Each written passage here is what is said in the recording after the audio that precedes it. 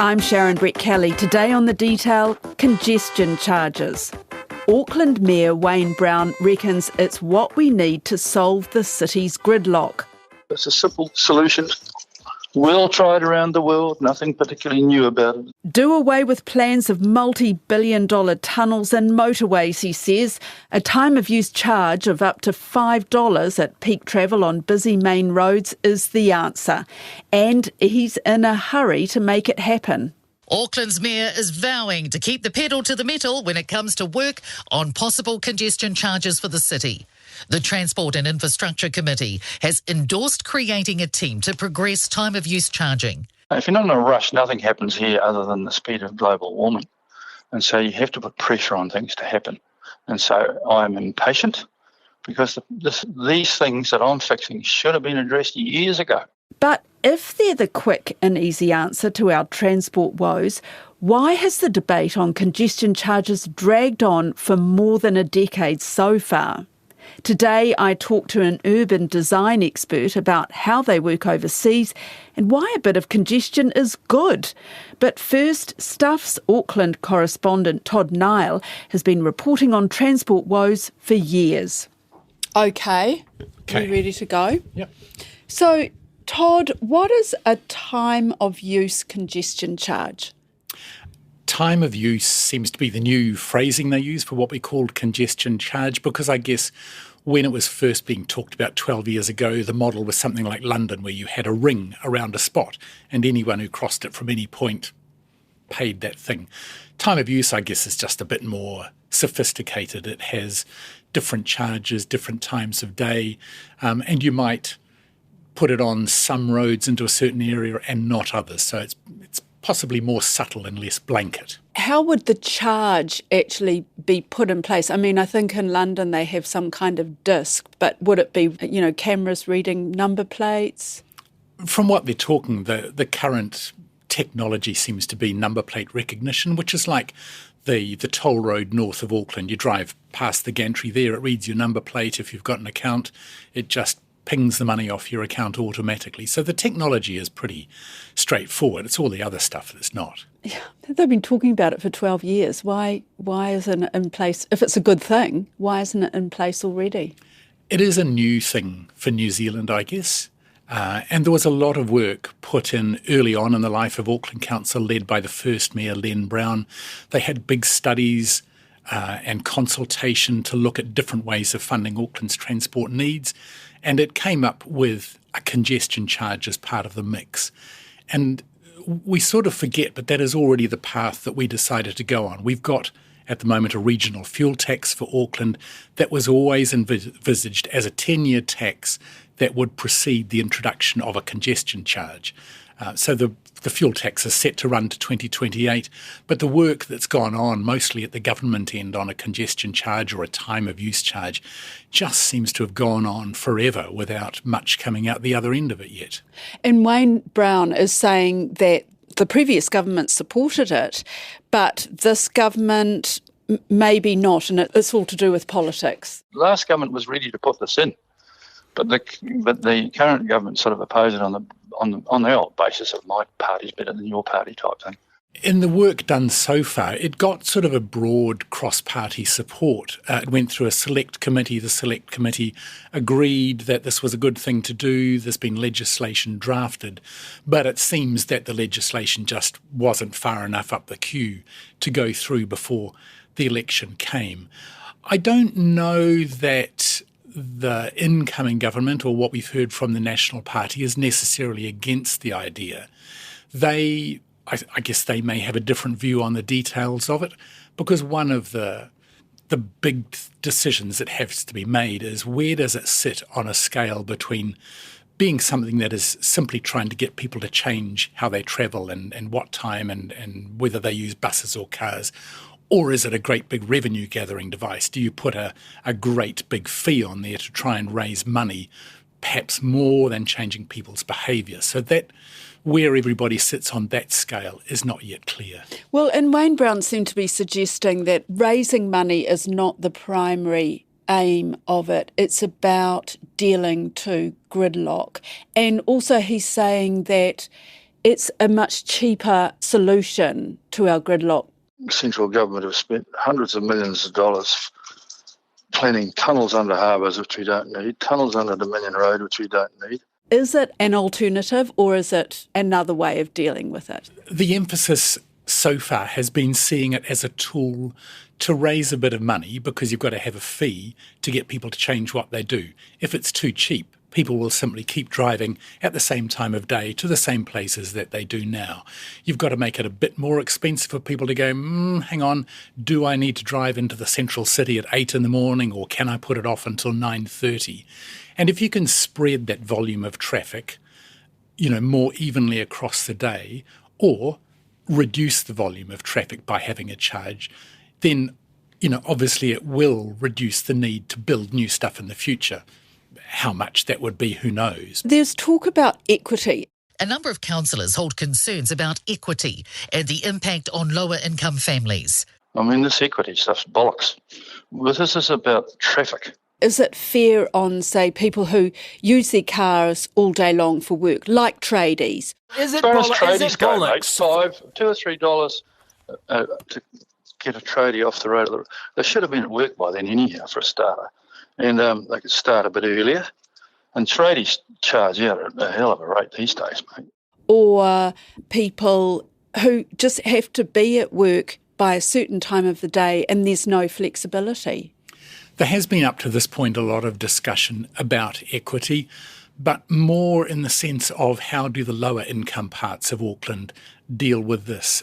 Is it going to be punitive at the times of day that people are going to do shift work or travelling from where they live to where, say, an industrial centre is, because there's not good enough public transport?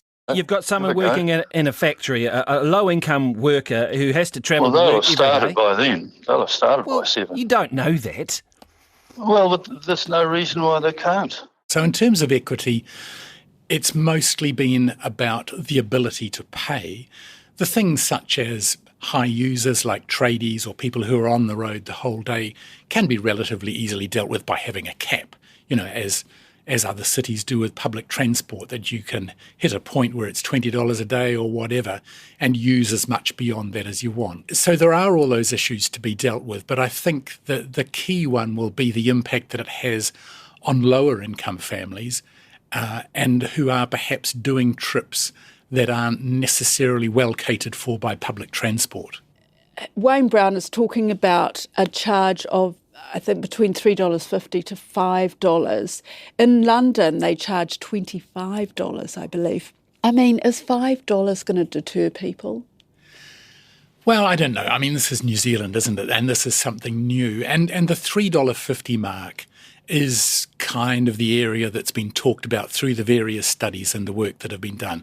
So $3.50 to $5, I guess, possibly does sound like a ballpark figure, given that there might be a cap if you're going to cross it a lot of times during the day. But it would, they also have these kind of tolls around Sydney and on some roads there. And for people who are travelling out of Sydney on some of the tolled motorways, for example, the fees can mount up pretty quickly. I guess the big discussion will be, A, the level of the charge, but B, what is there for a person if they decide they don't want to take their car or their van or whatever from A to B? Is there really a genuine public transport alternative? And there's a train that goes past and it's quite full, but there's room for more. There's buses everywhere that quite a lot of my councillors and others are complaining, well, they're not full. Well, this was another encouragement for that. Or alternatively, you could get a motorbike. I was reading in The Guardian that the New South Wales Premier, Dominic Perrottet, last year ruled out a congestion charge. But are you saying that they do have tolled roads? Yes, so they don't have a congestion charge going into the city centre as such, but they do have, public-private partnership motorways that have been built and are funded through a toll charge. And I don't know the detail of it, but some of it gets quite complicated where the charges are so high that there are sort of rebates offered on your car registration and things like that to try and balance it out. But I guess the thing with Sydney is it has, historically a long established, really big public transport system, particularly with rail, where the government there can probably point to and say, look, we have got other ways of getting into town. One of the big debates with Auckland is going to be, some people will say the public transport system is good enough, but there are going to be people who say, well, actually not. I can't get from A to B, using public transport as it is now, which is why the date has kind of been put out to when the big city rail link comes online, which is probably around 2026, as the time when a congestion charge or a time of use charge might come in and Auckland can say, well, look, our public transport network is now mature enough that we think we've provided enough alternatives. Do you think Wayne Brown is correct in saying that we don't need any more public consultation? Well, consultation's bollocks as well. This is one of the planks that I stood in when I went to be the mayor. So we consulted widely and 180,000 people chose to vote for me. That's more than a vote for anybody else in New Zealand. And so there's consultation for a starter. They expect me to do things to fix Auckland. I don't think he's right on that. The Mayor talks a lot about the mandate that he's got from Aucklanders basically being enough for him to move on and do whatever it was that he was talking about during the campaign. It's not going to work like that. You remember the number of people who voted for Wayne Brown is no different from the number of people who voted for Phil Goff before him. So there's nothing new about the mandate that this mayor has. The mayor is quite right that this thing seems to have dragged on for a long time and it does need to move more quickly. But I don't think, it's going to move to implementation without some form of public consultation. People are going to want to know what is the plan in detail, how is it going to affect different parts of town, and have an opportunity to put their views on whether they think it's a fair and equitable system. So, in the fast-moving world of Wayne Brown, he might think there's been enough consultation, and there's been a lot, but it's also way in the past, and whether it's relevant to the issues that people face today with cost of living and transport costs and so on, I think there will need to be some form of consultation before the implementation comes. So it's not going to happen as quickly as he wants it, obviously. It's not going to happen before Christmas and it may not happen next year. Well, we still need the legislation, and what Auckland Council and Auckland Transport are talking about now is, while waiting for that legislation and while waiting for some of the big public transport projects to be finished, like the City Rail Link, that they can start working on the details. There doesn't seem to be really any possibility that it can come in within 2 or 3 years' time. Tim Welch is a senior lecturer in urban planning at Auckland University.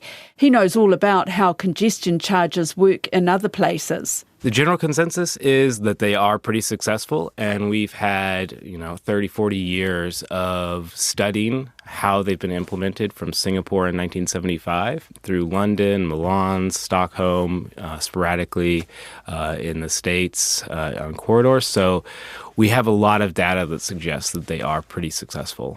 Successful what? For dealing to gridlock? Surprisingly, they're successful on a lot of fronts. They're good at reducing the number of vehicles entering a city. They're good at reducing then congestion, increasing public transportation, reducing emissions, reducing all sorts of other pollutants that people breathe in, noise in the city. And one of the other side effects is they're really good at increasing travel time for people that really need to be in the city. So, in Auckland, it would be people like tradies or buses themselves that have to go. So they're really broadly successful. It's something that's been supported for years and years. Surprisingly, we could rarely come together over transportation issues, but this is something that's pretty broadly accepted because people sit in traffic so much every day. So it really, the details are what will matter at some point here. But the big thing is starting to really charge that true price of traffic and draw down some of those cars in the city. But do you think that will work? I mean, what is it called? It's called a time of use congestion charge. So it would be on certain main roads, is my understanding. Right. Yeah, I mean, so what happens is, I mean, the number we always throw around, which I think is interesting, is that 90% of roads are uncongested 90% of the time. So what we're trying to do is target that 10% of roads during that 10% when they're really congested. And that's always the morning peak and the afternoon drive home.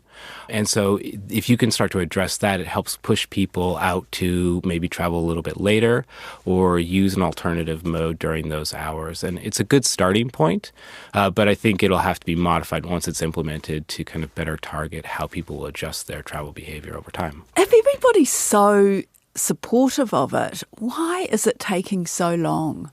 I think it's with anything. I mean, why does it take us so long to reduce the number of car parks on major corridors that could use buses or protected bike lanes? It's just anytime something about transportation or addressing cars or, this kind of flight or fight response is, oh, you're going to take my car away from me. It gets really politically sensitive. And so even though it's been supported by most of the major parties, and it's been supported by the public to some degree. It's just something that politicians don't necessarily want to stick their neck out on. But we can draw from the successes of places like London. I mean, if you want some stats, London's congestion charge started 20 years ago now in 2003. And within the first year, they saw something like a 15% reduction in traffic coming into the cities and a 30% decrease in the congestion overall in the city and a 30% bump in the number of people using buses in the city to come into the city. And that's with just a £5 charge. So it can be really successful. And it's given them the breathing space to do a lot of things like move buses more quickly through the city, build more cycling and walking space. Really, London now is becoming one of the cycling capitals of the world because they have fewer cars in the city to compete with. It does come back to that productivity thing that we hear about a lot, that Auckland is a very unproductive place because of the amount of time that is spent, sitting in gridlock on the motorways. That's right. I mean, it's not just people sitting in traffic. So we do want some congestion. I mean, it's a sign of a good city. If you go to a city and you see, no congestion at all, there's something going on, right? Either you're in the middle of a major pandemic like we saw recently, or the city, nobody wants to be there for some reason. So some level of congestion is always a good sign for the city. But the levels that we've reached in Auckland are starting to creep into the point where it does, make it really difficult to do things. There's something we call in planning the planning time index. And what we think about when we try to decide how we plan for more modes and how bad your city is how big that planning time index is. And it's the amount of time that you add to your trip just to get somewhere, because one day it might take you 10 minutes and the next day it might take 45 minutes. And that's the really tough part of congestion is you can't predict how long it'll take you to get from point A to point B. And so a congestion charge, even if it doesn't take away all the congestion, it evens out that flow and makes your trips much more predictable. And so that's one way to start to address some of the feeling of unproductiveness as you sit in your car each day. Even if you do have to sit in your car in congestion, you can reduce how much time you have to leave ahead of time and how much time you're sitting at your destination too early. How much congestion is good congestion? It's a hard number to put on it. We do know that typically, it's called the Marchetti constant, that people will travel 30 minutes per day. No matter how much technology they have, no matter how fast the city flows, they'll continue to travel that. So they'll live farther away if there's less traffic. So somewhere where you can get to work and back in 30 minutes is an ideal amount of time. In a city as spread out as Auckland, we would probably extend that number a little bit more. But sitting still for 10, 15 minutes is probably too long when we start to talk about congestion on our major corridors. What about Wayne Brown's argument that if we bring in these congestion charges, we won't need to spend the hundreds of millions, the billions of dollars on things like harbour tunnels or tunnels under Dominion Road? I think those were two examples, or more motorways. Yeah, that's exactly right, actually. So the thing is, roading is the only part of our limited resources that we don't use in a traditional economic model. So almost every other industry and every other sector will use some form of congestion charging to manage demand instead of just increasing supply, right? The supply here being motorways or tunnels or whatever else. So if we look at airlines, they charge more around holidays or when there's higher demand. We call it dynamic pricing. Ride-hailing companies like Uber uses surge charging in order to draw down the demand. They're not just trying to make a profit, but they're trying to push down demand at the peak hours. So we see it all over. Even buses do this now, public transportation. If you want to ride during the peak at 8 o'clock in the morning to get to work, you pay more now in Auckland than you would at 1 p.m. in the afternoon or whatever other time. So it's something we use almost everywhere else except for our roads. We treat them like they have to be free all the time. They're a public good. So one of the ways to better manage this vast resource we have, hundreds of thousands of kilometers of road, is to start to charge for them, reduce the number of vehicles on them, and then use them more efficiently. You've studied other parts of the world and you've lived in other parts of the world. What do you make of the whole transport situation in Auckland? I mean, it seems for a relatively small city, it seems really problematic. Well, part of the problem is we have a lot of cars and it's really cheap to drive. It may feel expensive to drive in Auckland, but compared to many other cities, it is very cheap. The parking is underpriced and plentiful in the city. It's really easy to buy a cheap secondhand car. There's not many fees associated with it except for your annual registration and WAF and maintenance and things like that. But other than that, it's a pretty low barrier to driving. And so we're at the point where 9 in 10 people have a car in New Zealand, and that's a huge number. It's 1 or 2 in terms of the most cars in the world per person, and so that's part of it. That many people with that many cars, and as a long-term effect, it means that we've invested much less in public transportation. We've invested much less in other shared modes or sustainable modes that would take people out of their cars, and so it's just built up from there. But it's not unlike almost every other major city in the world that's grappled with this. There's a few that have done it well, but like any other kind of big sprawling city, we've torn apart our original public transportation system on rails and replaced it with cars. And now we're 40, 70 years on, we're grappling with the ramifications of that with no real way to address it yet. So could congestion charges, could that be the thing that breaks our habit? It's possible. It looks like, judging by the effects in London, the effects in Stockholm, Milan, other places that have done it, it's definitely a strong candidate for one of the things that kind of will bring us back. But it can't work in a vacuum. So if we're going to implement that charge, we also have to be serious about what we do with public transportation. We have to give people affordable alternatives. What we do with cycling and walking infrastructure, all those things have to go together with our congestion charge. If we just do one, it's more of a penalty than it is a reduction in driving. That's it for today. I'm Sharon Brett-Kelly. The Detail is supported by the Public Interest Journalism Fund. Today's episode was engineered by Phil Benj. Alexia Russell and Bonnie Harrison are our producers. Thanks to Todd Nile and Tim Welch. Mā te wā.